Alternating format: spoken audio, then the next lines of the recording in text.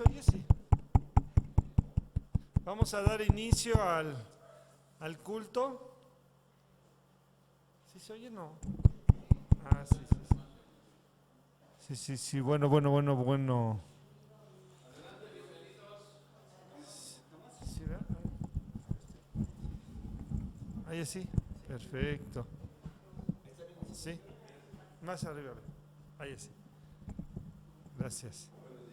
Buenos días, bienvenidos. Bueno, la Iglesia Bíblica Atlanta les da la bienvenida, hermanos, a todos los que estamos aquí presentes y también a ti, Alex, que gracias a Dios estás aquí acompañándonos para alimentar el espíritu.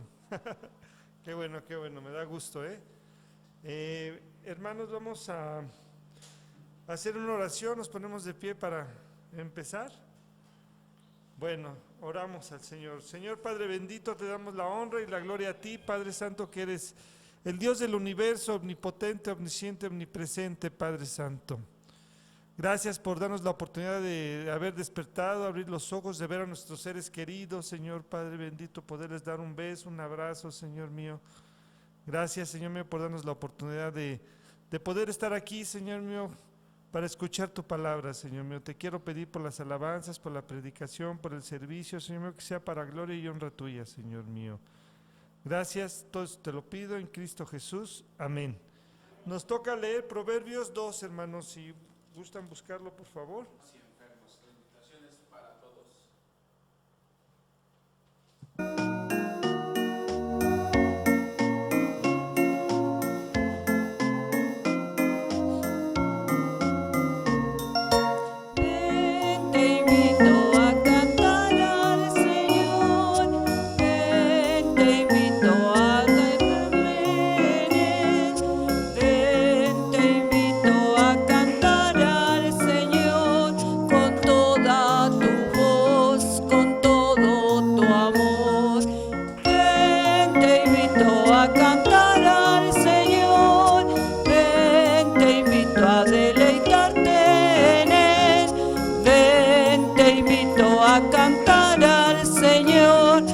Toda tu voz, con todo tu amor.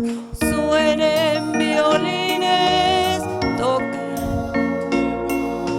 alzad las voces, alabar a Dios, hombres y mujeres, niños y ancianos, sanos y enfermos, alabar a Dios. Ven, te invito a cantar al Señor, ven, te invito a deleitarte en Él, ven, te invito a cantar al Señor con toda tu voz, con todo tu amor.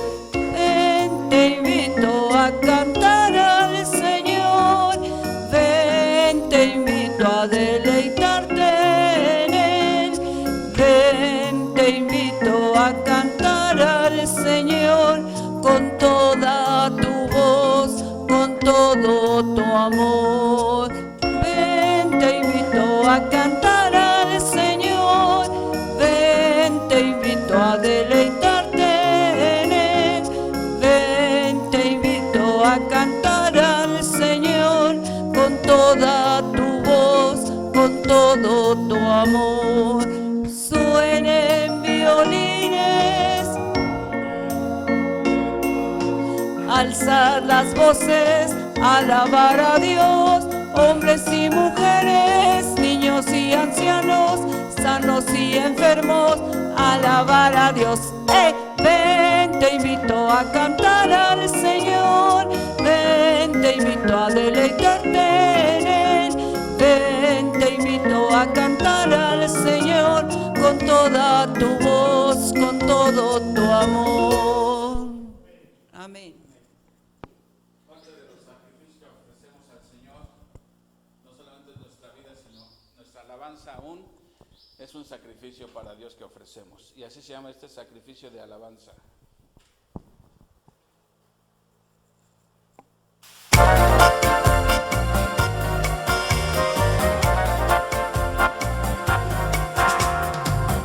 Sacrificio de alabanza a la casa del Señor. Traemos sacrificio de alabanza a la casa casa de Dios. Ofrecemos para ti sacrificio de gratitud. Ofrecemos para ti sacrificio de amor. Traemos sacrificio de alabanza a la casa del Señor. Traemos sacrificio de alabanza a la casa de Dios. Ofrecemos para ti sacrificio de gratitud. Ofrecemos para ti sacrificio de amor.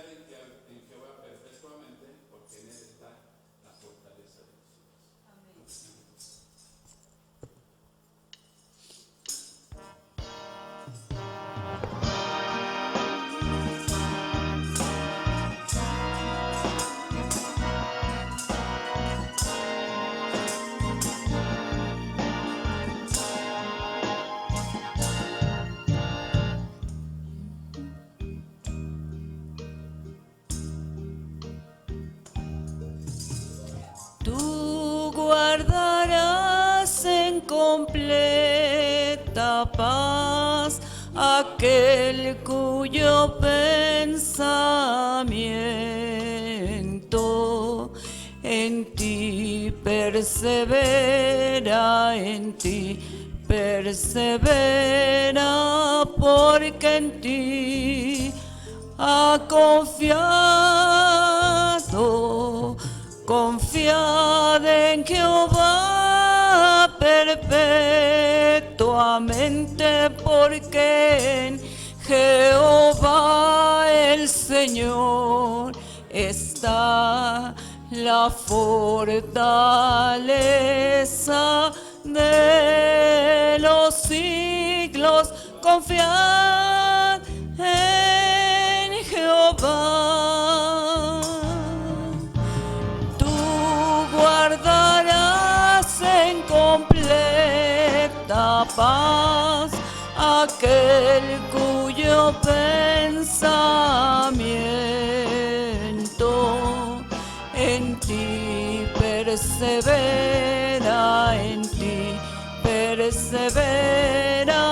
porque en ti ha confiado.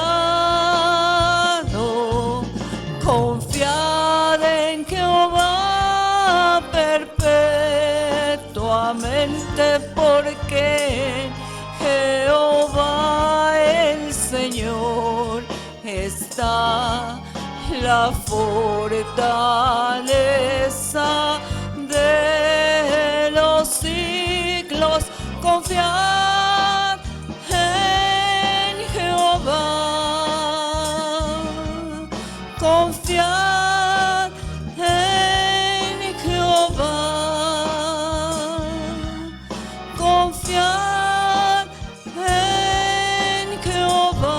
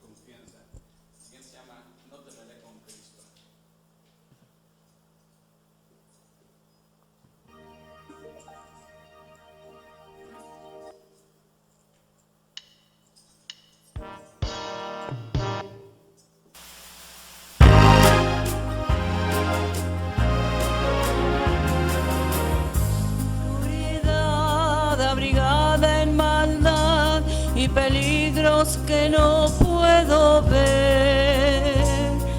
No temo ya, pues conmigo Él está y mora en mi ser. Con compasión y devoción siempre me cuida en su amor. Rey de la paz, Él es capaz, no temeré con Cristo.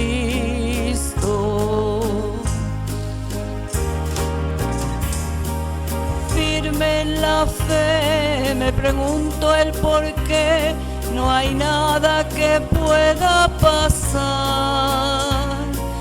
Su voluntad es mi seguridad, en Él hay bienestar.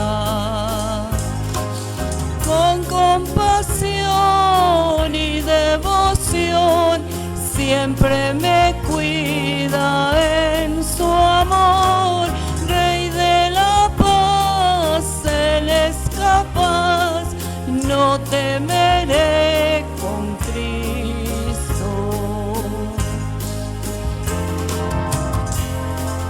Va por doquier, llenando mi ser, y conmigo está su sola. Cuento con Él, es mi ayuda tan fiel, me da perfecta paz.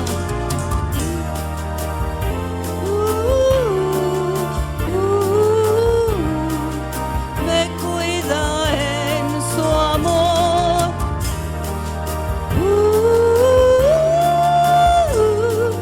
No temeré con Cristo.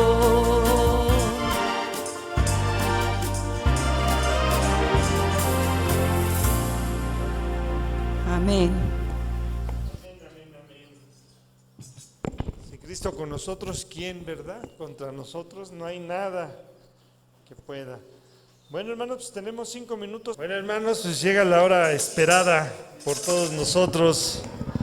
Si gustan tomar sus asientos, y invitamos al pastor Juan Carlos para que nos dé la predicación de ahora. Les voy a leer ¿cómo se llama ese? Se me olvidó. Boletín que dice aquí, dice: bendito sea el Dios y Padre de nuestro Señor Jesucristo, Padre de misericordias y Dios de toda consolación, el cual nos consuela en todas nuestras tribulaciones, para que podamos también nosotros consolar a los que estén en cualquier tribulación, por medio de la consolación con que nosotros somos consolados por Dios. Segunda de Corintios 1, 3, 4 es el tema que vamos a ver, ¿verdad? Adelante.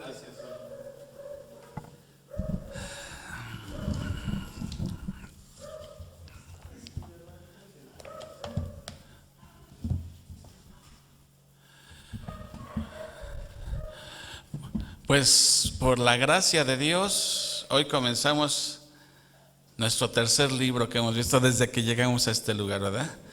Vimos el libro de Romanos completito, vimos la primera carta. Fíjense, ahorita estaba viendo, y tienen razón a quien se lo escuché, no es correcto decir primera carta de Corintios o segunda carta de Corintios, sino lo correcto es decir segunda carta a los Corintios, porque si decimos de Corintios, suena como que los Corintios la escribieron, y la escribió Pablo. Es primera carta o segunda carta a los Corintios, pero bueno, no tiene mayor importancia, pero sí. ¿Recuerdan que ustedes que la ciudad de Corinto, Pablo ahí fundó una iglesia? Y en esta iglesia había muchos problemas que fue de lo que trató la primera carta a los Corintios. Problemas y más problemas, ¿sí? Problemas en cuanto a divisiones, problemas de incesto, problemas de inmoralidad sexual, problemas de pleitos entre los hermanos, problemas en cuanto a que no entendían bien lo que era la libertad en Cristo, pensaban que era licencia para pecar, problemas en cuanto a la cena del Señor, que la estaban haciendo mal, había abusos, había borracheras en la cena del Señor, había problemas en cuanto a entender los dones espirituales. Había mucho desorden en el culto, los que hablaban lenguas, profecía, todo haciéndolo en un verdadero desorden, todo al mismo tiempo. Pablo pone orden. Había dudas en cuanto al matrimonio también. Pablo también da consejos sobre el matrimonio. Había dudas en cuanto a la ofrenda también, y Pablo instruyó. De eso básicamente trató la primera carta a los Corintios, para solucionar tantos problemas. La pregunta que surge ahora es: ¿y se resolvieron los problemas? Vamos a ver que en parte se resolvieron, pero en parte no se resolvieron, ¿sí? Todavía había problemas. A pesar de que les mandó la primera carta, se resolvieron algunas cosas, pero no todas. Y el principal problema que había en esa ciudad, ¿sí?, era que había un grupito que estaban cuestionando la autoridad apostólica de Pablo. Como que dicen: ese Pablo es puro jarabe de pico, él ni es apóstol, los verdaderos apóstoles somos nosotros, falsos maestros que siempre se introducen ahí. Ese era el principal problema que había. Querían menoscabar la autoridad de Pablo. Pablo se entera de que ese grupito, esa minoría seguía ya alborotando a la iglesia, ¿sí? Pablo ya estaba de regreso en Éfeso. Le llega la noticia que sigue el problema ese de que hay un grupo que está cuestionando su autoridad. Entonces hay evidencias de que Pablo hizo un viaje relámpago a Corinto para confrontar a esta minoría, y le fue muy mal a Pablo. O sea, tuvo que regresarse, lo que Pablo le llamó la visita dolorosa. O sea, lo humillaron, y Pablo se regresa. Pero de esto no queda escrito, pero por las evidencias que hay en la carta, que él hizo una visita a los Corintios que le llama la visita dolorosa, ¿sí?, como lo vamos a ver en el capítulo 2, ¿sí? Se regresa a Éfeso, y lo que hace Pablo después de regresar a Éfeso, les manda otra carta, pero no es segunda de Corintios. Es una carta que Pablo le llama una carta severa, que también aparentemente se perdió esa carta, no existe, pero hay algunos comentaristas que dicen que los capítulos 10 al 13 es esa carta severa que escribió Pablo y que quedó incluida ahí. Pero la verdad no se sabe a ciencia cierta si sea así esto, ¿no? La cosa es que Pablo manda esa carta con Tito, ¿sí?, esa carta severa, y él se queda en Éfeso. Pero en Éfeso empiezan los problemas, empieza la persecución, y Pablo tiene que salir de Éfeso y viaja para una ciudad que se llama Troas, porque ahí se abrió una oportunidad, dice, para el evangelio. Y se va a Troas esperando encontrarse a Tito ahí de regreso, pero no se encuentra a Tito, y después va a Macedonia, se cree que a la iglesia de Filipos, y ahí se encuentra con Tito ya de regreso. Ya Tito va de regreso de Corinto a Éfeso, pero se lo encuentra ahí en Macedonia, y le da buenas noticias a Pablo. Al parecer esa carta severa surtió efecto en algunos. Comenzaron a disciplinar a los que causaban problemas, ¿sí?, pero todavía seguía el problema de los que estaban aparentemente liderados por un fulano que era el que estaba alborotando a los otros, ¿sí? Y esto es lo que motiva a Pablo a escribir ya la segunda carta, porque a Pablo, por un lado, le da gusto saber que ya muchos están arrepintiendo, se están volviendo al camino, y les expresa su gusto, pero también tenía otra preocupación. ¿Se acuerdan que se quedó pendiente la colecta? Que Pablo quería juntar el dinero para llevarle a los pobres de Jerusalén. Entonces tenía que escribirles para recordarles de esa colecta, y además tenía que defenderse de los ataques de estos fulanos, ¿no? Entonces, eso es lo que motiva a escribir a Pablo la segunda carta a los Corintios. ¿Cuánto tiempo va a transcurrir entre la primera carta y la segunda carta? Aproximadamente como un año. Se cree que la primera la escribió en el 55 y esta la está escribiendo en el 56. Todo lo que pasó en un año, ¿no? Entonces, ya con ese contexto ya vamos a empezar nuestra segunda carta. Vamos a leer 11 versículos, pero antes vamos a orar para que... No es una carta tan sencilla, no crean que está tan sencilla. De hecho, estaba leyendo que muchos predicadores mejor se brincan la segunda carta porque está algo complicado, pero que Dios nos ayude a entender esto, ¿sí? Vamos a orar. Amado Padre Celestial, primeramente, gracias, Señor, te damos por el privilegio que tenemos de llamarte Padre, Señor. No por nuestros méritos, sino por los méritos de tu Hijo Jesús, que fue a la cruz a pagar por nuestros pecados, Señor. esta deuda que tenemos contigo, porque la paga del pecado es muerte, Señor. Y eso es lo que merecemos, Señor. Pero tu Hijo Jesús tomó nuestro lugar, ofreciéndose en sacrificio por nuestros pecados. Y en base a esos méritos podemos ahora acercarnos a ti y llamarte Padre, Señor. Padre bondadoso, Padre que cuida de nosotros cada día, Señor, que nos provee cada día. Y a ti, Padre, pedimos que nos ayudes a entender tu palabra, Señor. Reconocemos que somos débiles, a veces incapaces, pero tu Santo Espíritu nos ha de ayudar a entenderla, Señor. Ponemos este tiempo en tus manos. Abre nuestros corazones, nuestros sentidos, y que pueda ser de bendición tu palabra para cada uno de nosotros. En el nombre de Cristo te lo pedimos. Amén. Miren, ¿alguna vez se han preguntado por qué el sufrimiento? ¿Por qué el sufrimiento? El sufrimiento pareciera, bueno, si yo preguntara, ¿quién no ha sufrido? ¿Quién no ha pasado aflicciones, pruebas, tribulaciones, angustias? Pues todos. Entonces, cuando uno escucha grupos religiosos que predican la prosperidad y pague por sufrir y cosas por el estilo, pareciera que no tenemos por qué sufrir. Pero vamos a ver que Dios, que es tan sabio, hace del sufrimiento una herramienta a Dios. Y vamos a ver con qué propósitos. Así que 2 propósitos vamos a ver hoy. ¿Por qué Dios permite el sufrimiento? Y del versículo 1 al 7 vamos a ver el primer propósito, que es para que nosotros aprendamos a consolar a otros.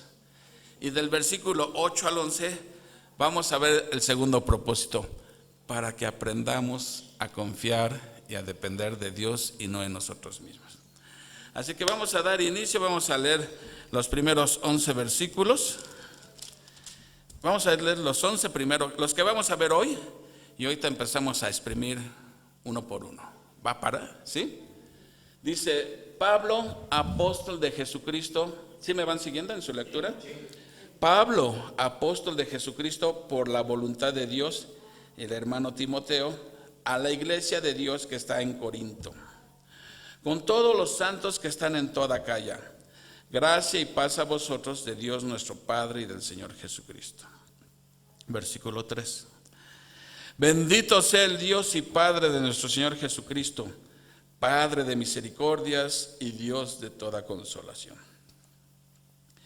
el cual nos consuela en todas nuestras tribulaciones, para que podamos también nosotros consolar a los que están en cualquier tribulación, por medio de la consolación con que nosotros somos consolados por Dios.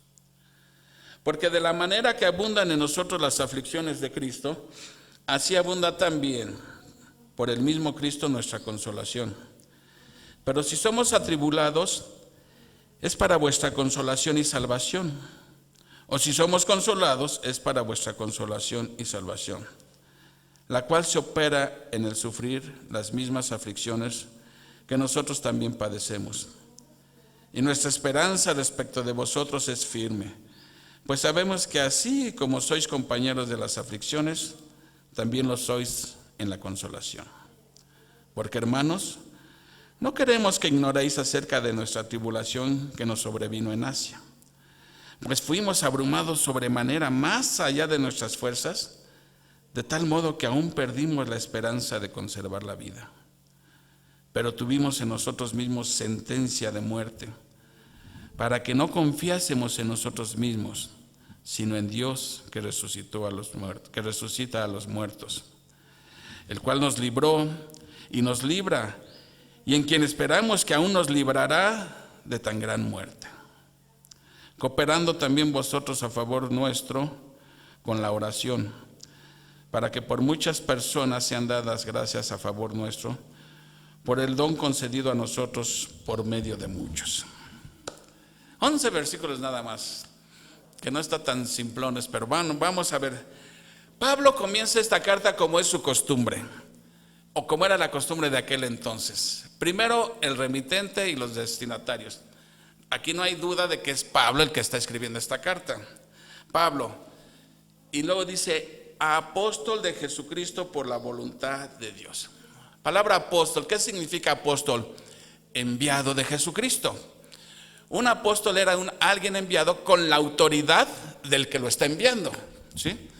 Entonces, Pablo de antemano dice, apóstol de Jesucristo. O sea, no es Juan de las Pitas, es el apóstol Pablo, apóstol de Jesucristo, con la autoridad misma que Jesús le delegó. Así se presenta Pablo.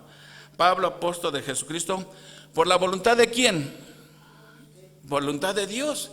No es que Pablo quisiera ser apóstol o andaba ahí pidiendo chamba o pusieron ahí un letrero los apóstoles, se solicita apóstol, hay vacantes. No, Dios lo comisionó, fue por la voluntad de Dios, ¿sí? Entonces, él es el que está escribiendo. ¿Y quién se encuentra con Pablo en ese momento que está escribiendo la carta? Timoteo. A estas alturas ya Pablo ya no está en Éfeso, ahora se cree que está en Filipos, está en Macedonia. Desde ahí está escribiendo la carta porque él tuvo que salir de Éfeso por la persecución. ¿A quién se le está dirigiendo la carta? A la iglesia de Dios que está en Corinto. ¿La iglesia de quién es? La iglesia es de Dios. No es de los corintios, no es de los líderes, no es de Pablo, no es de Pedro. La iglesia es de Dios. Esta pequeñita iglesia, ¿de quién es? Es mía, de Uriel, de Armandito, ¿de quién es? Es de Dios. La iglesia es de Dios, ¿sí? Entonces la carta va dirigida a la iglesia de Dios que está en Corinto. ¿Y a quién más? Con todos los santos que están en toda Acaya. Recuerden que Grecia se dividía en la parte norte, que era Macedonia, y la parte sur, que se conocía como Acaya, y estaban unidas por un pequeño istmo donde se encontraba Corinto. Bueno, la carta va dirigida a todos los santos que están en Acaya. Los santos, ¿quiénes son esos santos? ¿Qué entendemos por la palabra santos? No es el concepto tradicional que nos han enseñado desde chiquitos. Normalmente el concepto tradicional, ¿a qué se refiere un santo? A alguien, para empezar, que ya se murió, que vivió prácticamente una vida impecable, ¿sí? Y que la iglesia lo canoniza, ¿sí? Como dice Cari, alguien que prácticamente no pecó nunca. Pero Pablo les está llamando santos a gente que era tremenda, inmorales, tranzas, borrachos, de todo. Y Pablo les está llamando santos. Porque el concepto santo en la Biblia no significa alguien impecable. Santo es apartado, apartado. Entonces es alguien que Dios ha apartado para él, ¿sí? Con todos nuestros defectos y virtudes, ¿sí? Con nuestros errores, Dios ya nos ha apartado para él. Ese es un santo, ¿sí? Ese es un santo. No es el concepto tradicional porque lo que menos tenían estos de los corintios era lo que menos tenían de gentes muy piadosas, ¿no? Ok. Y Pablo les dice en el versículo 2, gracia y paz a vosotros de Dios nuestro Padre y del Señor Jesucristo. Gracia y paz, palabras bien importantes. ¿Por qué creen ustedes que primero pone la palabra gracia y luego pone la palabra paz? ¿Por qué no puso paz y gracia? ¿Sí? De Dios nuestro Padre y del Señor Jesucristo. Es importante el orden. ¿Por qué creen que es importante el orden? Gracia y paz. Ese es el deseo de Pablo, gracia y paz. Porque miren, una persona que no ha experimentado la gracia de Dios no puede experimentar paz, ¿sí? Primero hay que experimentar la gracia de Dios.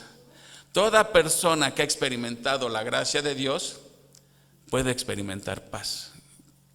Cuando el ladrón en la cruz, Jesús le dijo, hoy estarás conmigo en el paraíso, ¿sí? Experimentó la gracia del Señor Jesús. Inmerecidamente, en base a su fe que mostró el ladrón. ¿Y qué sintió el ladrón? Paz.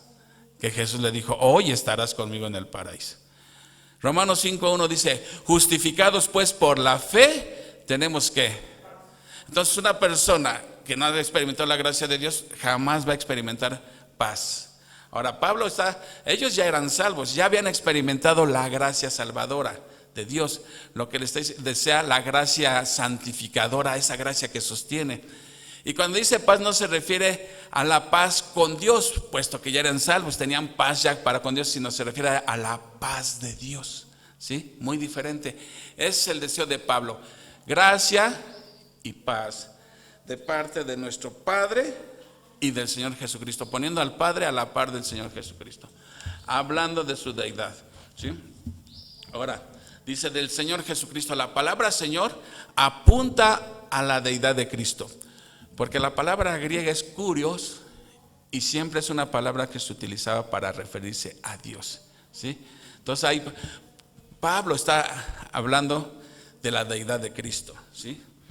Ahora, del versículo 3 al 7, Pablo va a expresar una acción de gracias por la consolación. Y vean lo que dice: bendito sea el Dios y Padre de nuestro Señor Jesucristo. Se está refiriendo a Dios y está diciendo, como si dijera, es el Dios de nuestro Señor Jesucristo y Padre de nuestro Señor Jesucristo. Pero Jesús es Dios también, ¿sí? Y le dice, el Dios de nuestro Señor Jesucristo. Lean con detenimiento: bendito sea el Dios y Padre de nuestro Señor Jesucristo. Bendito quiere decir alabado. Viene la palabra eulogio, que es hablar bien. Alabado. Está diciendo, alabado sea el Dios del Señor Jesucristo, alabado sea el Padre del Señor Jesucristo. Esto no tiene ningún problema. Jesús siempre se refirió, recuerden en los evangelios, siempre se refiere al Padre como mi Padre y yo hasta esta hora trabajamos, mi Padre me envió, siempre refiriéndose al Padre. Pero cuando murió en la cruz, una de sus últimas palabras que dijo Jesús en la cruz, dijo, Dios mío, ¿por qué me has desamparado? Ya no dijo Padre. ¿Se ha notado eso que dice Dios mío? ¿Sí? O sea, también se refirió a él como su Dios. Ya no, ahí no le dice Padre. ¿Por qué? Porque justamente cuando Jesús ya está por morir, era cuando iba a pagar ya por nuestros pecados. Nuestros pecados fueron puestos en él en ese momento, ¿sí? Al que no conoció pecado, por nosotros Dios lo hizo pecado, ¿sí? Entonces, ¿el pecado puede tener comunión con Dios? No. Entonces se rompe esa comunión. Eso era lo que le dio a Jesús, que dice, Dios mío, ya no le llama Padre. Esa relación Padre-Hijo se rompe porque él en ese momento iba a cargar con nuestros pecados. La tierra se oscureció 3 horas, ¿recuerdan? De las 12 a las 3 de la tarde. No, sí, de las 12 a las 3. Cuando Jesús muere es a las 3 de la tarde.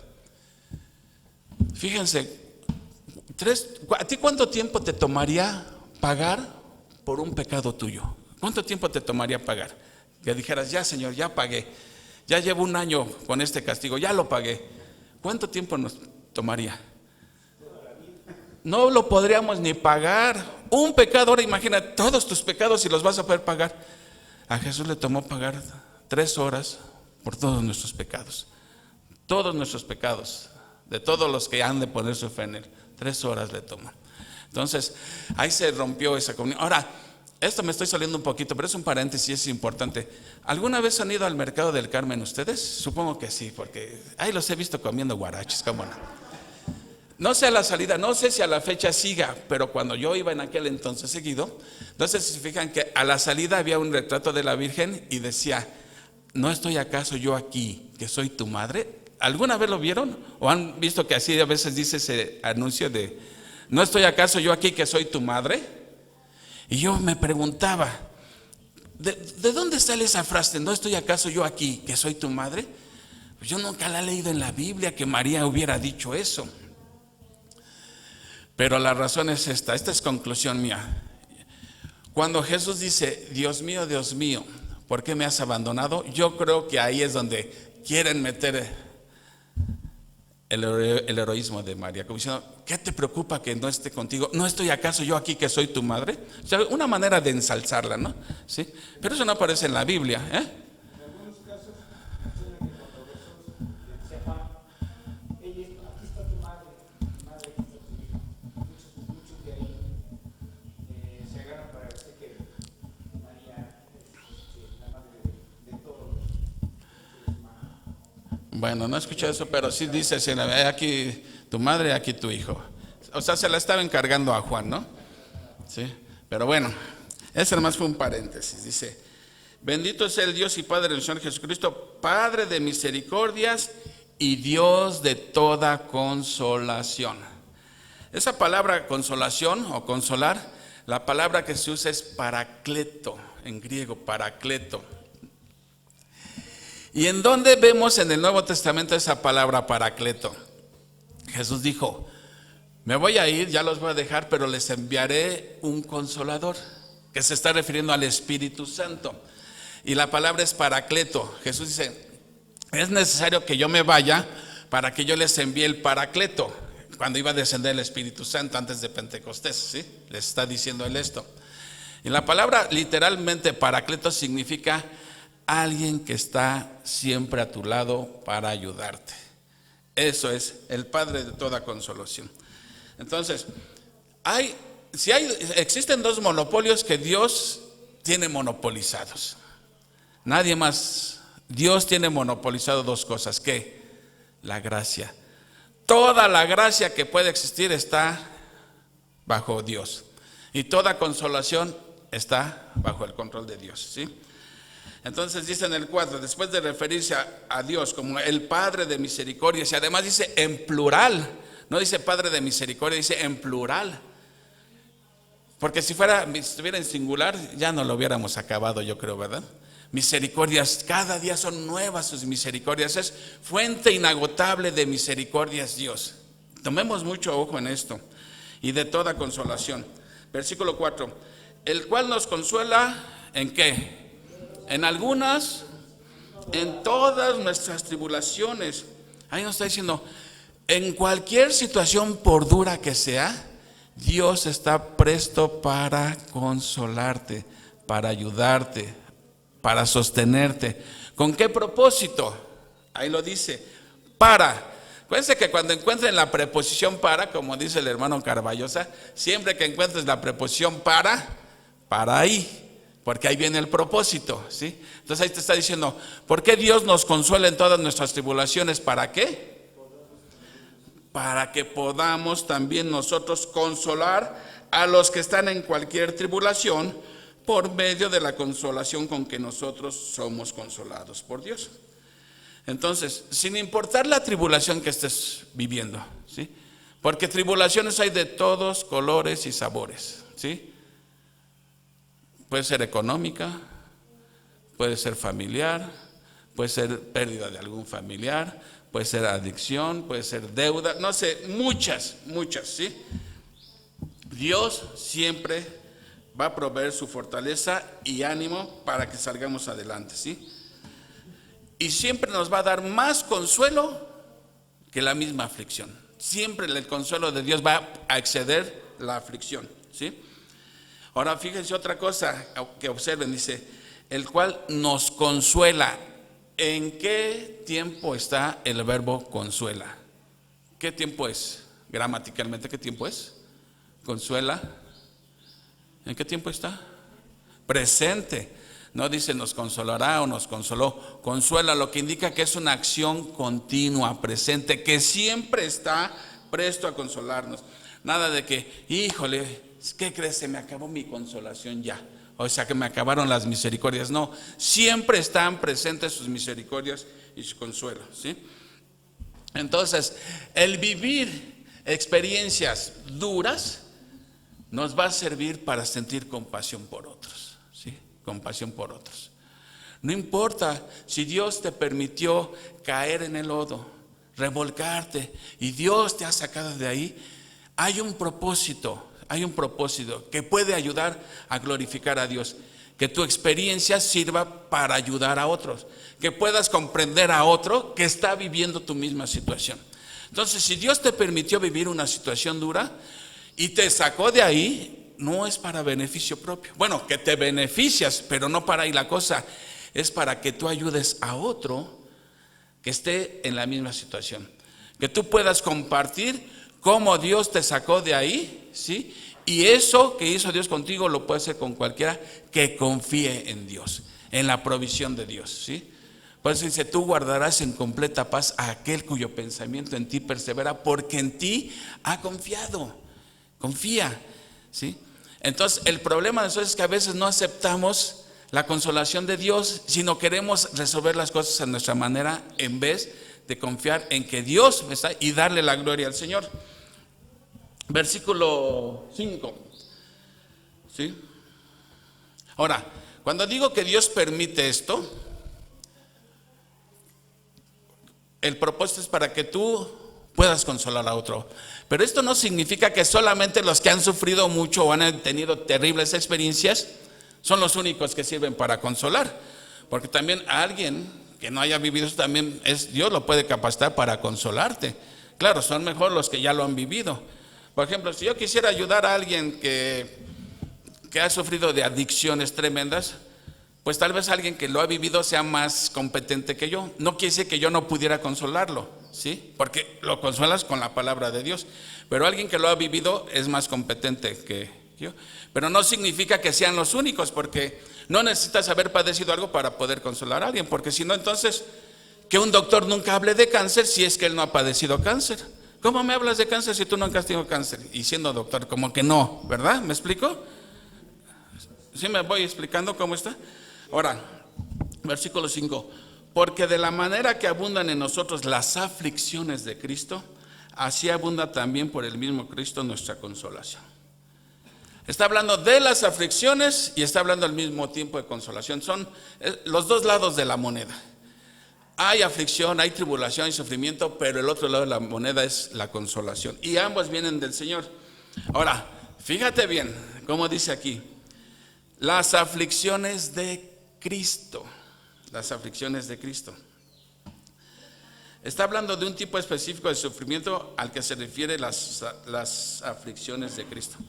Aquí Pablo se está refiriendo básicamente las aflicciones, los sufrimientos que están sobreviniendo por obedecer a Cristo. ¿Sí? Pablo estaba sufriendo, Pablo sufría mucho. ¿Por qué? ¿Por ser desobediente al Señor o por estarle obedeciendo? Entonces, está hablando de aflicciones, ¿sí?, que son por obedecer a Cristo. A veces estamos sufriendo aflicciones por desobedecer. Ahí no hay bendición, porque la bendición viene cuando sufres por Cristo. Entonces, si yo estoy sufriendo, estoy en problemas por desobedecer al Señor, y si yo quiero experimentar la consolación de Dios, ¿qué tengo que hacer primero? Arrepentirme. Y ¿saben qué significa arrepentimiento? Literalmente es un cambio de mente. Arrepentimiento es que vas así, cambias de mente y caminas ya así. O sea, es un cambio de mente que te conlleva a un cambio de acción. Y entonces cuando tú estás sufriendo por desobedecer al Señor, ¿qué tienes que hacer primero? Arrepentirte. Y entonces Dios te va a sacar de eso, ¿sí? Porque estamos reconociendo. Pero alguien que está viviendo en pecado sin arrepentirse, ¿cómo va a experimentar la consolación de Dios? ¿Sí? Hay que venir al arrepentimiento, a los pies del Señor, y el Señor se va a encargar de eso. Y entonces vamos a ser instrumentos de Dios para consolar a otros, ¿sí? Entonces tenemos que ver si el sufrimiento es consecuencia de desobediencia, ¿no? Dice en el versículo 6. Pero si somos atribulados, Pablo está hablando ahí, refiriéndose a él, es para vuestra consolación y salvación. O si somos consolados, es para vuestra consolación y salvación, la cual se opera en el sufrir las mismas aflicciones que nosotros también padecemos. Lo que está diciendo Pablo aquí a los corintios es, miren, si yo estoy sufriendo algo, ¿sí?, es en beneficio de ustedes, ¿sí? Porque si yo estoy sufriendo, voy a ser capaz de entender el sufrimiento de ustedes. Aquel que no ha sufrido, ¿cómo va a entender el sufrimiento de otro? ¿Sí? Dice, si estoy sufriendo es en beneficio de ustedes, es para su consolación y salvación, ¿sí? Puedo entenderles. O sea, vean, Pablo les está diciendo, vean el lado bueno del sufrimiento. Yo puedo entenderlos mejor. Y si soy consolado, también es en beneficio de ustedes, porque de la manera en que yo soy consolado, de esa manera te hago extensivo la consolación de Dios. Entonces, hay beneficio. Entonces, no veamos como el sufrimiento, las tribulaciones, como algo que no debe de haber en la vida de un cristiano. Porque luego por ahí escuchas que no tenemos por qué sufrir, no tenemos por qué estar enfermos. Cristo cargó ya con nuestras enfermedades. Tantas barbaridades que ni se refiere a eso el texto. Pero Pablo está diciendo, hay bendiciones en el quebrantamiento, ¿sí? Es una cadena, es una cadena. Dios consuela a Pablo. Primero Dios atribula a Pablo. Pablo puede entender la tribulación de alguien más. Dios consuela a Pablo, Pablo puede consolar a otros. Es una cadenita, es una cadenita. ¿Sí me explico cómo va? ¿Sí? El problema con los corintios era que no entendían por qué Pablo sufría tanto, ¿sí?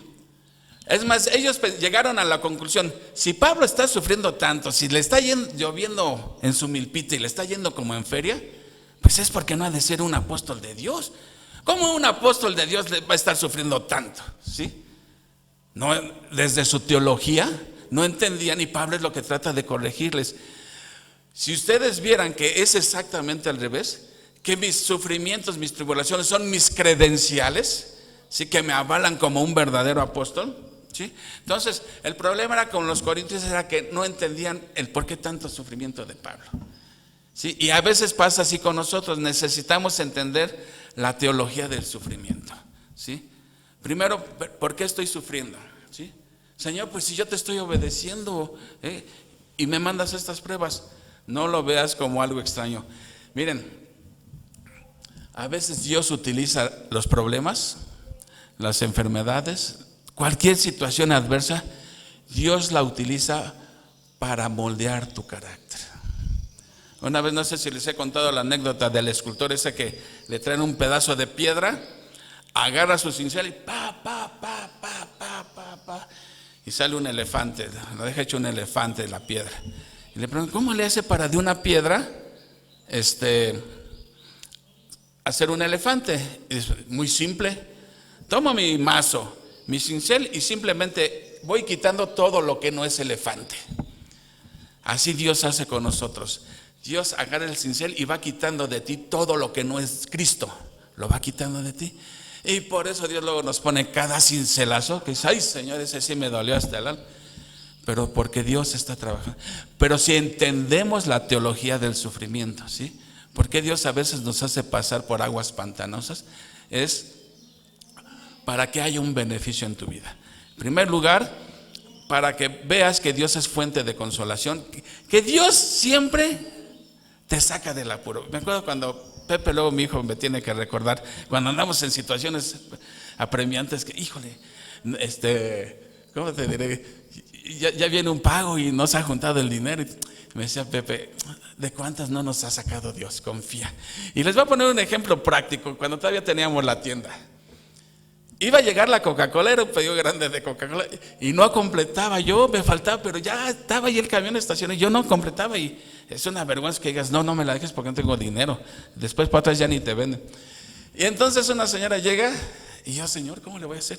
Llega una señora con un billete de a 500 y no tenía yo cambio. Le digo, señora, ¿qué crees? Luego me lo paga, es que no tengo cambio. Dice, no, ahí le dejo mi billete, luego vengo en la noche por el cambio. Oh, Señor, ya mandaste, ya con eso completé, ¿no? Ya en la noche fue la ciudad. Pero Dios siempre actúa así. Dios espera hasta lo que quiere es que confiemos, que confiemos. Y yo creo que ustedes han vivido situaciones igual que dices, en el último momento, Dios me libró, ¿no? Cuando todo parecía perdido, ¿sí? Entonces, hay bendiciones en el quebrantamiento. De hecho, hay un libro muy bueno, si lo han leído, que se llama Las bendiciones del quebrantamiento. ¿Sí? Muy bueno ese libro. Si un día tienen la oportunidad de leerlo, vean. Para que vean que no hay mal que por bien no venga, ¿sí? Cuando lo entendemos así.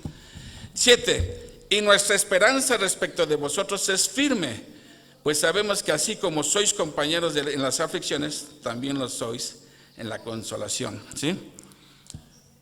Pablo le está diciendo, miren, de esta manera somos compañeros de aflicciones y somos compañeros de consolación, ¿sí?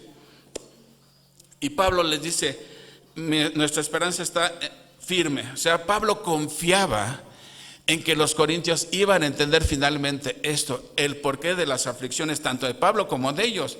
Son parte de la vida, pero hay beneficio. Pero a veces, ¿qué hacemos?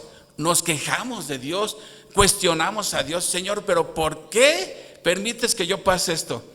Es una pregunta bien absurda, porque si Dios permitió que su hijo sufriera lo que nadie ha sufrido, pues ¿quién somos nosotros para decir, Señor, ¿y yo por qué? ¿A mí por qué me mandaste esta prueba tan duro?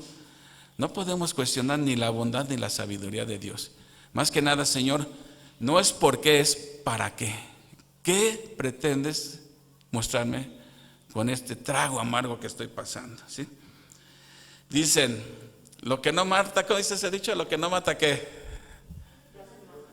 Lo que no mata fortalece. ¿Sí? Después de vivir la prueba, eres más fuerte. Y después vendrá otra. Pero así es como trabaja Dios. Así es como nos va fortaleciéndonos fuerte. ¿Sí? Si todo va planito en la vida y todo, muy difícil vamos a crecer.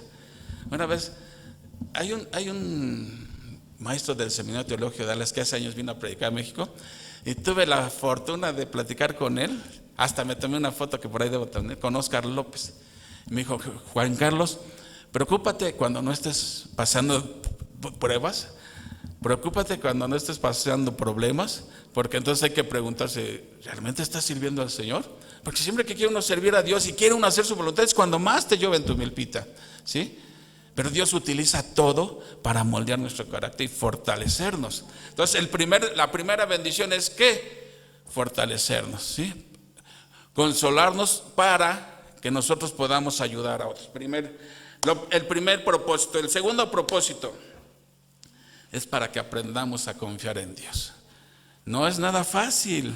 Confiad en Jehová, no temeré con Cristo. Se dice bien fácil y lo cantamos bien fácil, pero ya cuando lo estamos viviendo ya vemos que no es tan fácil. ¿Qué necesitamos? Pues fortalecernos en la fe y confiar verdaderamente en Dios. Vean lo que dice el versículo 8. Porque hermanos, no queremos que ignoréis acerca de nuestra tribulación que nos sobrevino en Asia, pues fuimos abrumados sobremanera más allá de nuestras fuerzas, de tal modo que aún perdimos la esperanza de conservar la vida. Pablo le está diciendo, miren, escuchen esto, lo que me pasó en Asia. Pero no sabemos realmente, porque aquí no lo dice, pero en el libro de los Hechos menciona varias cosas que le pasaron en Asia. De hecho, en una carta Pablo dice, en Éfeso luché contra las fieras. Obviamente sabemos que está hablando en sentido figurado porque tenían la costumbre de echar a los cristianos contra los leones en el circo romano. Pero ¿por qué Pablo no puede estarse refiriendo a eso? O sea, no está hablando literal, porque Pablo era de ciudadano romano. Entonces la ley no permitía que un ciudadano romano lo echaran sí, el que no tenía la ciudadanía romana pues ya se amoló. Ahora, pero ¿se acuerdan que hubo un alboroto en Éfeso? Cuando llegó Pablo a Éfeso y empezó a predicar el evangelio, y no salió un tal Demetrio que era el líder de los plateros, que dice, y alborota toda la ciudad, dice, ustedes saben que de la venta de estas estatuillas de Diana, la diosa Diana, ahí está nuestro negocio, dice, y viene este Pablo y nos está echando a perder el negocio diciendo que las imágenes no son nada. Y arma tremendo alboroto que querían linchar a Pablo, ¿sí? Entonces unos piensan que quizá eso fue de una experiencia. Otras veces Pablo narra que en el mar naufragó y ya se daba por muerto. Entonces no sabemos exactamente cuál de esas situaciones se ha sido, pero lo que sí sabemos es que fue una situación tan dura para Pablo que él dijo, hasta aquí llegué ya. También lo mordió una víbora, ¿sí? Y cuántas veces no lo azotaron a Pablo, ¿sí? Entonces no sé exactamente cuál fue, pero lo que sí dice Pablo es que fueron abrumados sobremanera más allá de nuestras fuerzas. O sea, Pablo dijo, hasta aquí llegué ya, hasta aquí llegué. ¿Dónde sucedió eso? Nos dice que es en Asia, lo que es ahora la Turquía moderna, ¿sí? Y fue algo bien duro que Pablo le dice fatal, ¿sí? Que si no interviene Dios, le pasa a Pablo lo que al chinito, ¿verdad? Le dieron cuello ya, o sea, muerto ya. Dice en el 9, pero tuvimos en nosotros mismos sentencia de muerte. O sea, Pablo ya se daba por muerto ahí, ¿sí? Pero ¿por qué Dios permitió que llegara hasta ese extremo la situación de que para que Pablo ya pensara que hasta aquí llegué, hasta aquí llegué? Ahí lo dice nuevamente. Pero tuvimos en nosotros mismos sentencia de muerte. ¿Para qué? Propósito, ¿para qué? Para que no confiásemos en nosotros mismos, sino en Dios, que resucita a los muertos. Wow, cómo Dios le permitió llegar hasta el extremo de que Pablo pensara, de aquí ya no pasé. Y en ese momento interviene Dios, ¿sí? Y lo rescata. Yo creo que hemos vivido nosotros situaciones así donde dices, esto fue obra de Dios. Cuando todo pintaba trágico, en el último momento Dios interviene. Y yo creo que todos podemos dar testimonios. Claro, tal vez no a este grado de dramatismo, pero yo creo que hemos experimentado que, Señor, gracias. Ya no la veía y tú intervenís y gracias y le das la gloria a Dios, ¿sí? Entonces ahí está el segundo propósito. El primero, ¿cuál fue? Para que aprendamos a consolar a otros, seamos capaces de entender a otro que está viviendo una situación que yo ya viví, cómo Dios me libró, cómo puedo yo ayudar a él. Y el segundo propósito es para que aprendamos a no confiar en nosotros mismos. Ese es el gran error, cuando confiamos en nosotros mismos en vez de confiar en Dios. Yo le echo muchas ganas a mi negocio y todo, pero mi confianza no es el negocio, no está en el negocio, mi confianza está en Dios que me provee a través del negocio, ¿sí? O sea, pobre de aquel que su confianza esté en lo material en vez de confiar en Dios, ¿sí? Debemos confiar en Dios porque Él es fuente de toda misericordia, de toda gracia y de toda consolación. Entonces, Pablo pensó que ya hasta ahí llegaba él, ¿sí? Y esto nos muestra otra cosa. Pablo está diciendo que el ministerio cristiano no es nada fácil. Nada. Servir a Dios no es nada fácil. Hay aflicciones. No es una vida planita, ¿sí? Cuando dice Pablo, Dios que resucita a los muertos, es que para Pablo fue como vivir una experiencia de muerte. Y después de que lo libra Dios, vivió una experiencia de resurrección, ¿no? Como si hubiera resucitado, ¿sí? Por eso dice, en Dios que resucita a los muertos, el cual, fíjense, ahí están los tres tiempos. Nos libró, tiempo pasado, nos libra, tiempo presente, y en quien esperamos que aún nos librará de tan gran muerte. Él está hablando ahí de una situación específica, pero podemos aplicarlo a lo que hace Dios con nosotros durante toda la vida. Fíjense, dice, nos libró. ¿Dios de qué nos ha librado a nosotros ya? Ya nos libró de eso, del castigo eterno. Ya Dios nos libró de eso, ¿sí? Nos ha librado de la condenación del pecado, porque la paga del pecado es muerte. Pecaste, al infierno. Eso es lo que merece nuestro pecado, ¿sí? Y Dios lo hace porque Dios es santo, no permite el pecado en su presencia. Pero Dios, por medio de Cristo, ya nos libró de la condenación del pecado. Luego, nos libra, tiempo presente, nos libra del poder del pecado.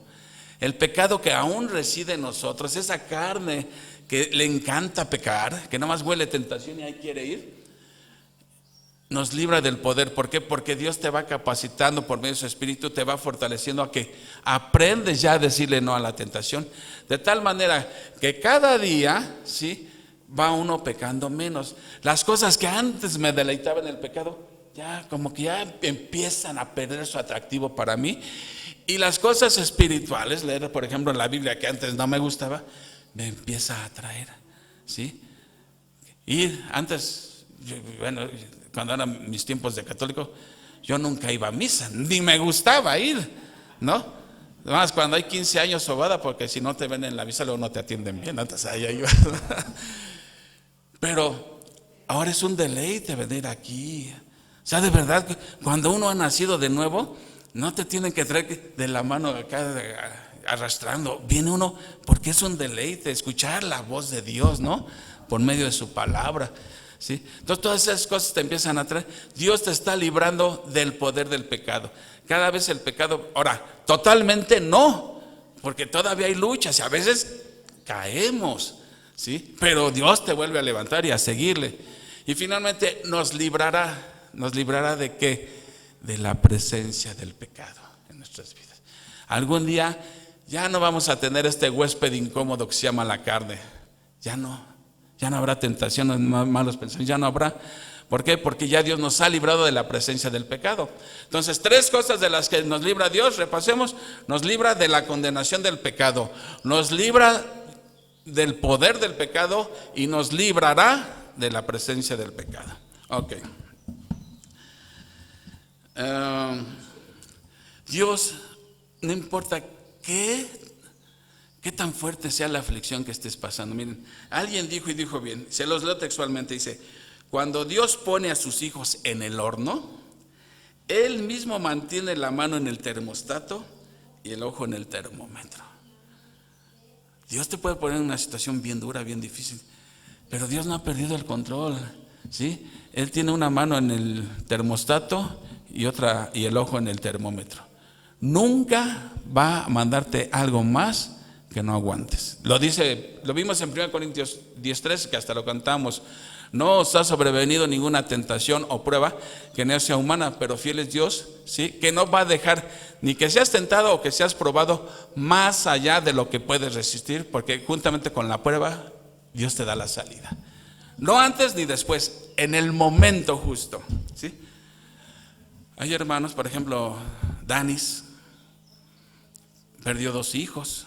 Imagínate, a veces yo digo, yo no aguantaría un golpe tan duro como es. Pero es que Dios yo estoy diciendo porque yo sé que Dios en el momento que necesitas te da la gracia para soportar eso. No te la da antes, por eso todavía pienso, yo no soportaría eso, pero yo sé que Dios dice en su palabra una promesa, ¿sí? Dios te va a dar la gracia necesaria para que aguantes en el momento justo, ni antes ni después, ¿sí?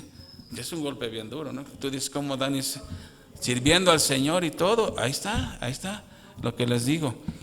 Ahora, Danes podría entender a alguien que ha perdido un hijo. Claro, él lo ha vivido. Bueno, entonces no olvidemos eso, que cuando Dios mete a su hijo en el horno, tiene una mano en el termostato y el ojo en el termómetro. No, Dios diseña la prueba a la medida. Pero no nada más eso, Pablo confiando en el Señor dice en el 11, cooperando también vosotros a favor nuestro, ¿con qué? Con la oración. Vean lo importante de la oración. Para que por muchas personas sean dadas gracias a favor nuestro por el don concedido a nosotros por medio de muchos, ¿sí? Pablo confiaba en la providencia de Dios, en el cuidado protector de Dios, aprendió eso, pero también confiaba en el poder de la oración. Si Pablo no confiara en el poder de la oración, entonces ¿por qué les está pidiendo a los corintios que oren por él? ¿Sí? Y está agradeciendo que han estado orando por él, porque la oración tiene poder. Ahora bien, sabemos que para que Dios muestre su misericordia, no depende de que oren o no oren, porque imagínate, si dependiera de que alguien orara, para que Dios muestre su misericordia, híjole, nadie está orando por mí, entonces Dios nunca me va a mandar su misericordia. No depende de eso. Dios es Padre de misericordia, son inagotables, pero le gusta que sus hijos intercedan unos por otros en oración. Dios se deleita en eso. Dios en su gracia te puede otorgar bendiciones, misericordias, ¿sí? Pero no depende de la oración. Pero Dios se complace en que oremos, porque finalmente Dios concede de acuerdo a su voluntad. Entonces tú dirás, entonces ¿para qué oro si finalmente es de acuerdo a su voluntad?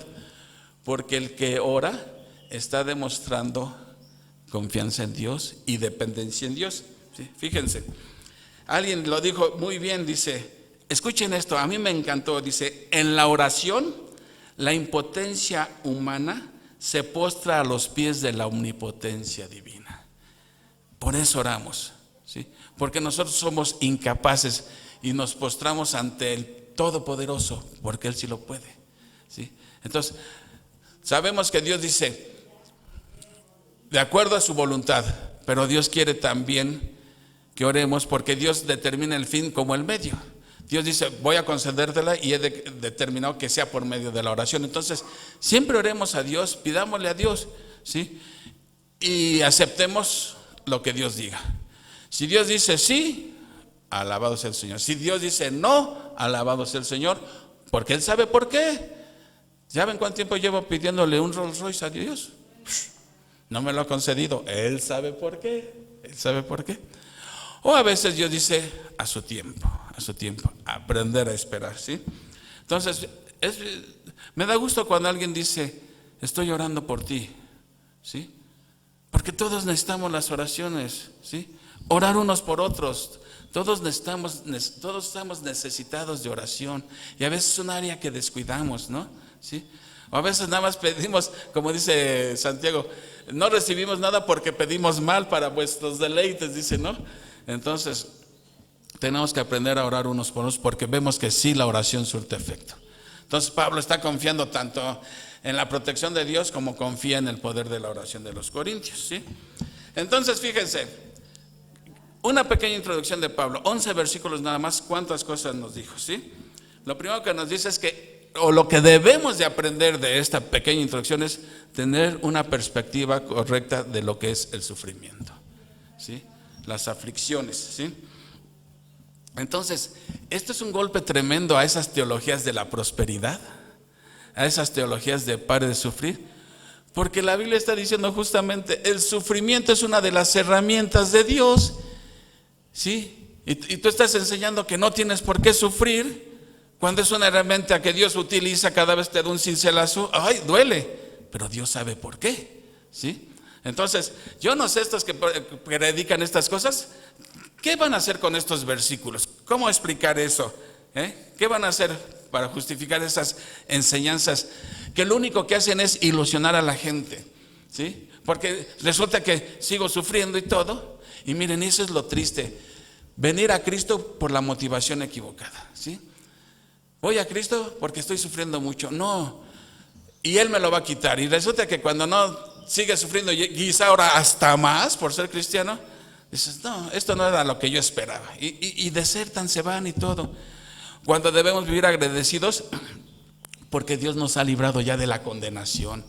Debemos pensar un poquito a futuro, en la eternidad, con ojos puestos en la eternidad, ¿sí? A lo mejor aquí ni una casa tuve, pero más allá del sol, ¿qué dice? Yo tengo un hogar, bello hogar, ¿no? Entonces eso es lo primero que entender, la perspectiva correcta del sufrimiento, ¿sí? Jesús lo dijo mismo, en el mundo hallaréis aflicción, se lo dijo a sus discípulos. Entonces, ¿debemos esperar que va a ser un jardín de rosas la vida cristiana? Para nada. Pablo dice ahí en Colosenses 1:24, miren, se los leo rapidito, Colosenses 1:24, para que vean lo que dice. Pablo dice, ahora me gozo, fíjese, me gozo en Colosenses 1:24, ahora me gozo en lo que padezco por vosotros, ¿sí? Y cumplo en mi carne lo que falta de las aflicciones de Cristo por su cuerpo, que es la iglesia. Pablo está diciendo, me gozo por estar sufriendo aflicciones en el nombre de Cristo. Y dice, y las que me faltan todavía. Entonces, ¿de dónde sacamos que no tienes por qué sufrir aflicciones tú? La Biblia dice claramente. Ya vimos entonces por qué Dios la permite.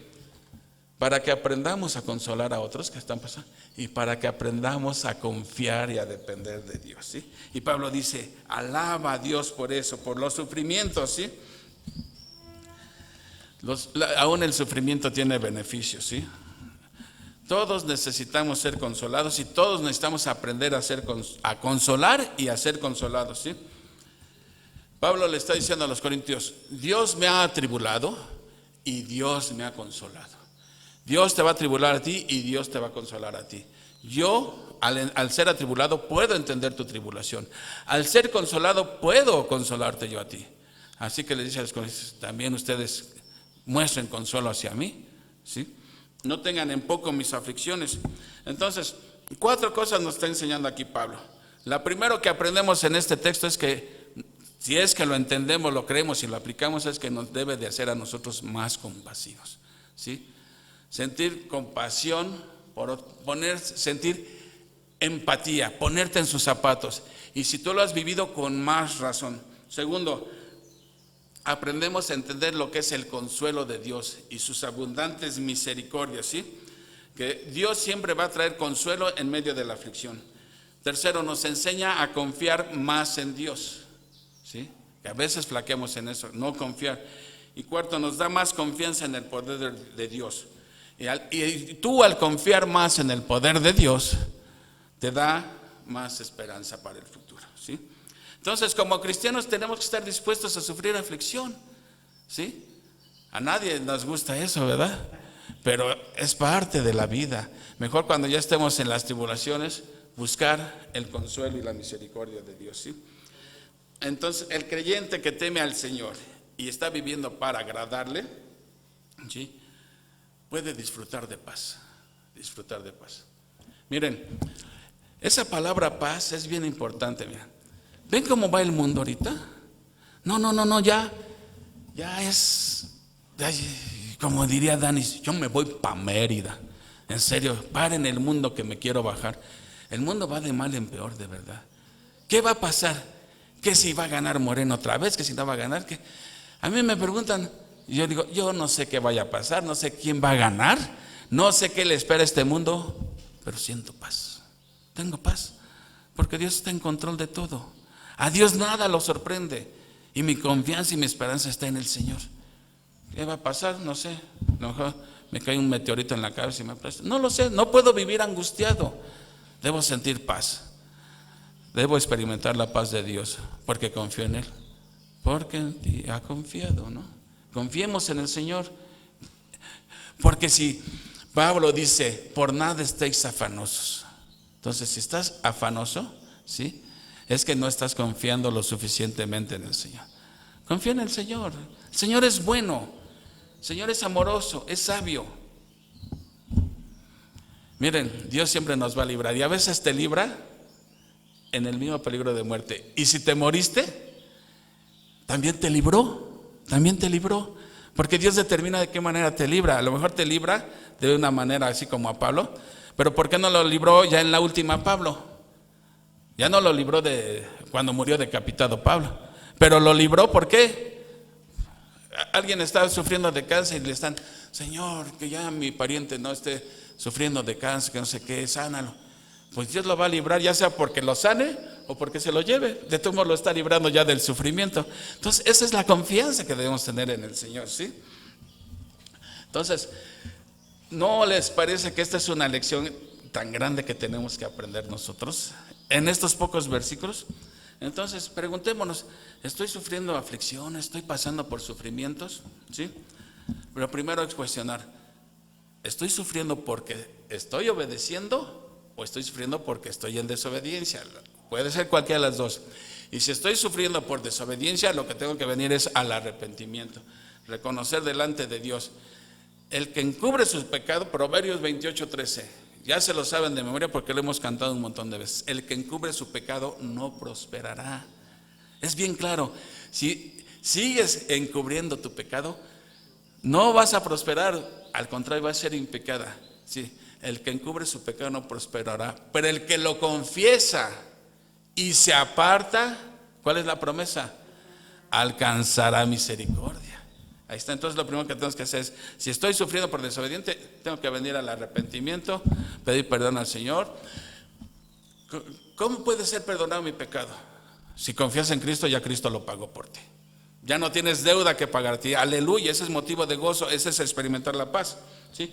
Y si es por obedecer, que también sea del caso, pues ¿qué nos queda? Confiar en el Señor. Siempre después de la tempestad viene la calma. Con la aflicción viene juntamente la consolación, ¿sí? ¿Por qué? Porque estamos en un Padre, estamos en manos de un Padre, ¿sí?, que se caracteriza en derramar misericordias. Cada mañana son nuevas sus misericordias. Cada mañana que abres los ojos, Dios mostró su misericordia para contigo, porque pudiste no haberlos ya abierto. Pudiste haber ya partido a la eternidad a las 3 de la mañana, y sin Cristo, pues triste, como diría mi mamá, triste mi calavera, ¿sí? Entonces, este versículo le da un tremendo golpe a esas teologías de prosperidad, ¿sí? Entonces, mejor preocupémonos, y de en serio lo digo, cuando no estemos pasando por pruebas. Y si estamos pasando pruebas, deleítate que tienes un Padre que te va a fortalecer junto con la prueba, y te va a volver más fuerte. Miren, muchas veces aprendemos y maduramos más después de un revés que cuando todo va planito en nuestras vidas. Vamos a orar, mis hermanos. Amado Padre Celestial, gracias, Señor, por tu riqueza de palabra que nos has dejado, Señor, que tanto necesitamos, Señor. ¿Cuántas veces no hemos cuestionado tu bondad, Señor, por no entender a veces el sufrimiento, Señor? Sin entender que el sufrimiento es uno de los instrumentos que tú utilizas para moldear nuestro carácter a la imagen de tu Hijo Jesús, Señor. Ayúdanos a entender que en este mundo no estamos libres de aflicciones, Señor, pero tenemos un Padre que junto con la aflicción manda la consolación también. Ayúdanos, Padre, a ser instrumentos que llevemos paz a donde no la hay, que llevemos consolación a donde se requiere consolación, que llevemos fe donde haya dudas acerca de ti, Padre.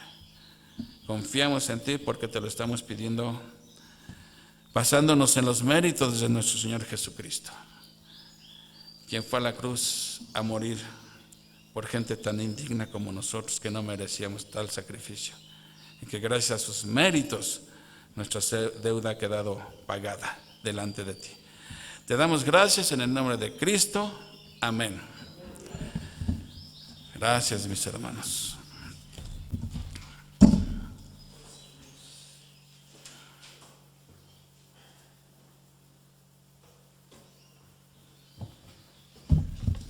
Adelante, Leti. Cristo y de sangre. Andan en la fe y en la sangre. Bueno, si gustan ponerse de pie, ahí va a separarse de manos. Ya que ya los tengo, muchas gracias. Vamos a entonar un canto. A ver, si alguien me dice quién lo escribió, en serio que le regalo un libro. ¿Quién? El de Haz un instrumento. ¿Quién lo escribió ese canto? ¡Oye, Armandito! Francisca de Asís, cuenta conmigo. San Francisco de Asís lo escribió ese canto, haz un instrumento de tu paz. Y ese vamos a cantar.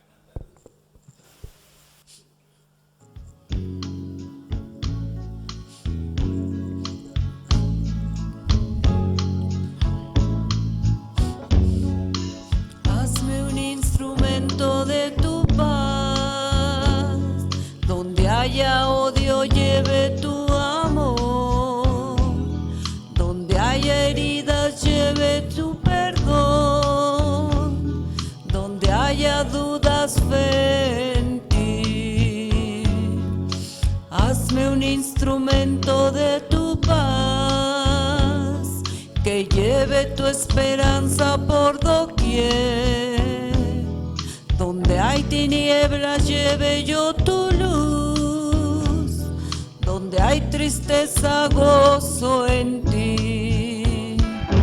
Maestro, yo quisiera aprender a no ser consolado sino consolar, ser comprendido sino comprender, ser amado tanto como amar. Hazme un instrumento de tu paz, pues tu perdón disfruto al perdonar, tu bendición recibo yo al dar, y vivo al morir en ti. Maestro, yo quisiera aprender a no ser consolado sino consolar, ser comprendido sino comprender, ser amado tanto como amar.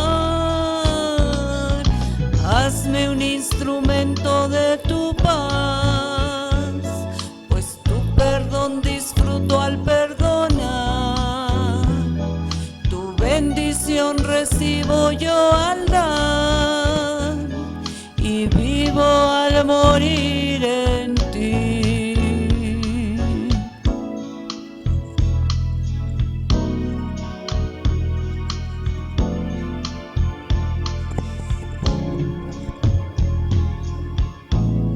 Amén, amén.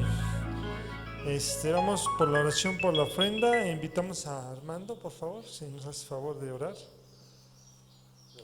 Gracias. Vamos a orar, hermanos. Bendito Padre Celestial, te damos gracias primeramente por permitirnos despertar. Y también te damos gracias, Señor, por permitirnos estar en tu casa de oración. En esta mañana te pedimos, Señor, por las ofrendas que son para tu honra y gloria y para el ministerio de la iglesia. Te lo pedimos en nombre del Señor Jesucristo, tu Hijo. Amén. Amén.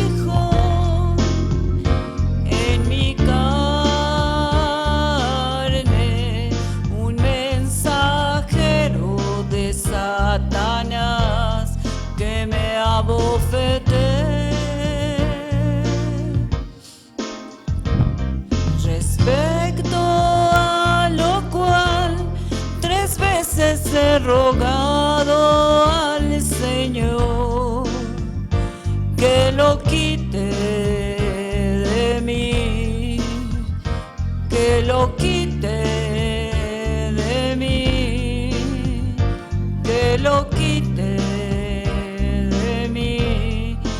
Y me ha dicho: bástate mi gracia, porque mi poder se perfecciona en la debilidad.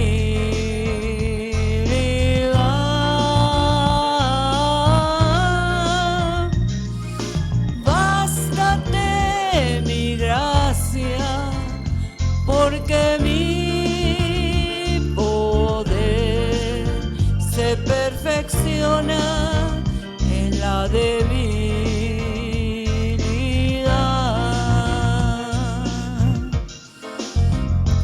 Por lo cual, por amor a gana, me gloriaré más bien en mis debilidades, para que rebose sobre mí su poder. Por lo cual, por amor a Cristo, me gozo en las debilidades, en afrentas, en necesidades, en persecuciones, en angustias, porque cuando soy débil, entonces soy fuerte. Bástate mi gracia, porque mi poder se perfecciona en la debilidad.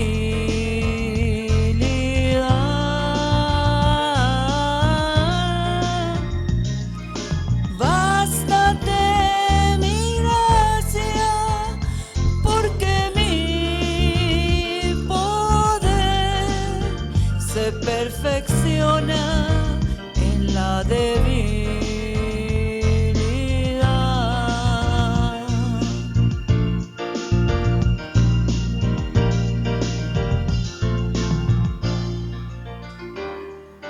Así es. Amén, hermanos. Amén, amén. Avisos, testimonios.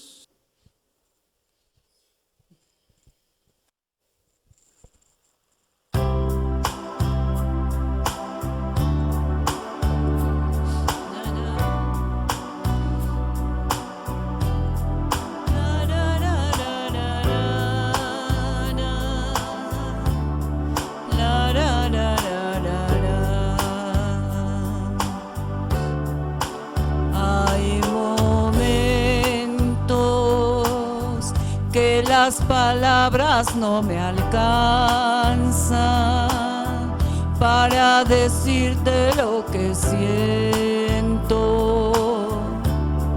por ti, mi buen Jesús. Hay momentos que las palabras no me alcanzan para decirte lo que siento por ti, mi buen Jesús.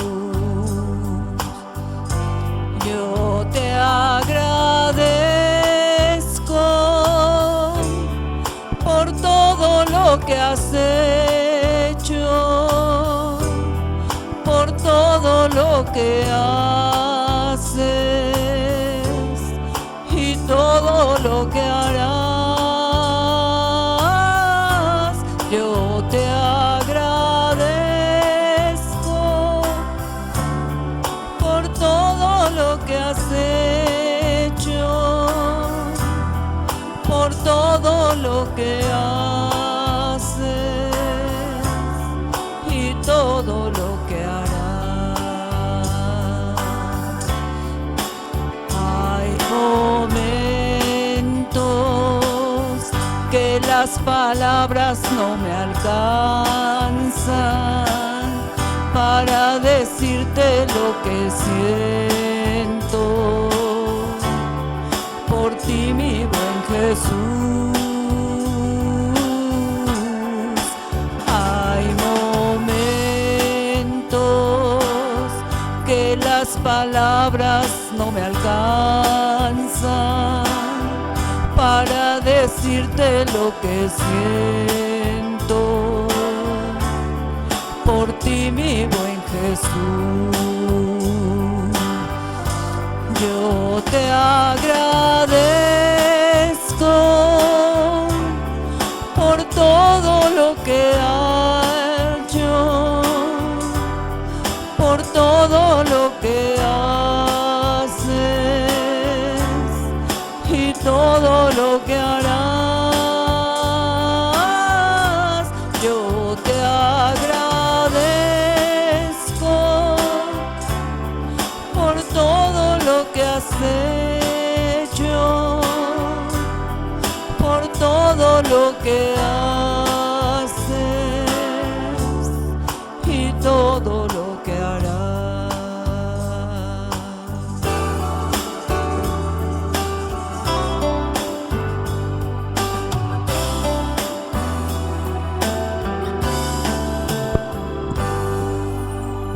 Amén, amén. Pues vamos a hacer una oración para terminar este culto. Inclinamos nuestro rostro y Padre bendito, a ti te damos las gracias, Señor mío, porque eres el creador del cielo y de la tierra, del mar, Señor Padre bendito, y de todo lo que hay, Padre bendito, en él. Te doy las gracias, Señor mío, en esta tarde, Padre bendito, por que nos permitiste estar aquí en tu iglesia, Señor Padre bendito, escuchando tu palabra, Señor Padre bendito. Sabemos que tu palabra nunca regresa vacía, Señor Padre bendito. Te pido que por todos los hermanos que estamos aquí presentes, que nos vayamos gozosos, Señor Padre bendito, que nos vayamos con tu paz, Señor Padre bendito, que vayamos con un corazón alegre, Señor Padre bendito, a nuestros hogares o lo que tenemos pensado hacer en este domingo, pasar con nuestras familias, Señor Padre bendito, que podamos gozar a nuestros seres queridos, a los que tenemos, Señor, para darles un abrazo, un beso, Señor Padre bendito. Aprovechar, Padre mío, tu amor, Padre bendito, que tú nos das y que nosotros también debemos de darlo, Señor Padre Santo. Nunca es demasiado tarde, Señor mío, para dar un amor, un beso, un abrazo, Señor mío. Te pido por la semana que viene, Señor Padre, que tú nos des trabajo, Señor Padre, nos proveas de un alimento, Señor Padre bendito, y que podamos orar por todos nuestros seres queridos, familiares y por todas las personas que tienen necesidad, Señor Padre, de ti sobre todo, Señor, para que puedan ser salvos, Señor Padre Santo. Todo esto te lo pedimos en Cristo Jesús, Señor nuestro. Amén. Estamos despedidos, hermanos.